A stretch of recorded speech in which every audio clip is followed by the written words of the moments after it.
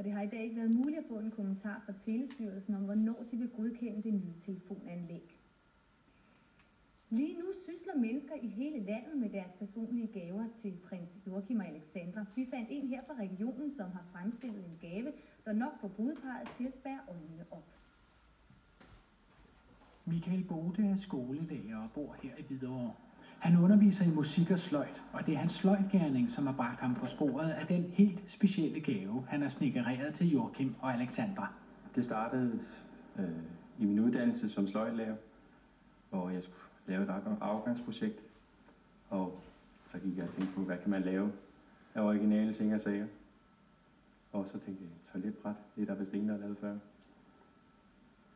Så du kom faktisk op som sløjdlærer i toiletbræt? Jeg var op i mit toiletbræt.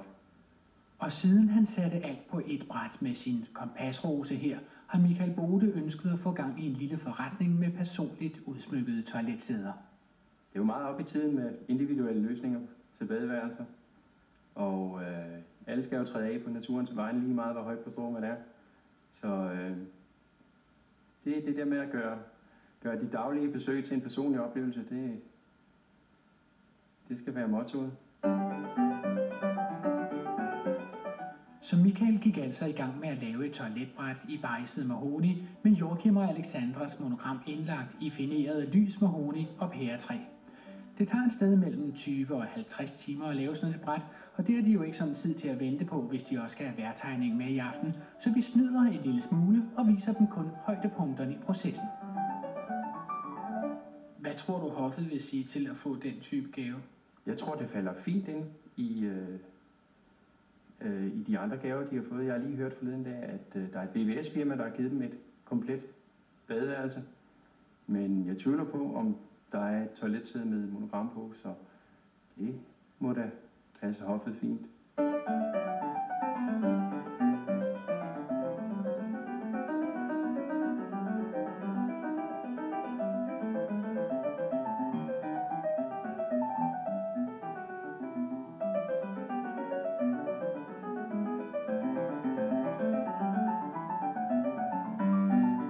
Normalt, når jeg laver de her toiletsæder, laver jeg det på indersiden af brættet, fordi vi danskere, vi er jo som regel sådan, at vi lader brættet stå.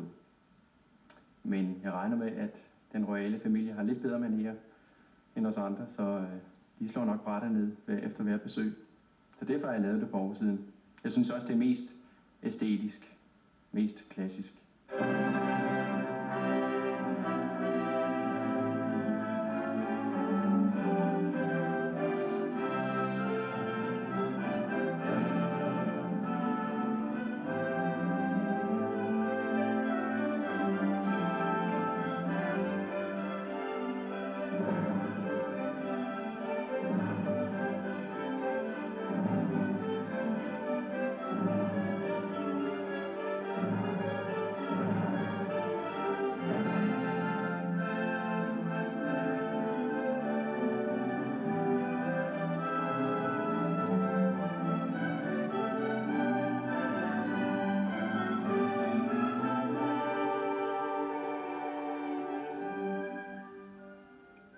På fredag afleverer Michael Bode det kongelige toiletbræt i Christian den 8. palæ på Amalienborg.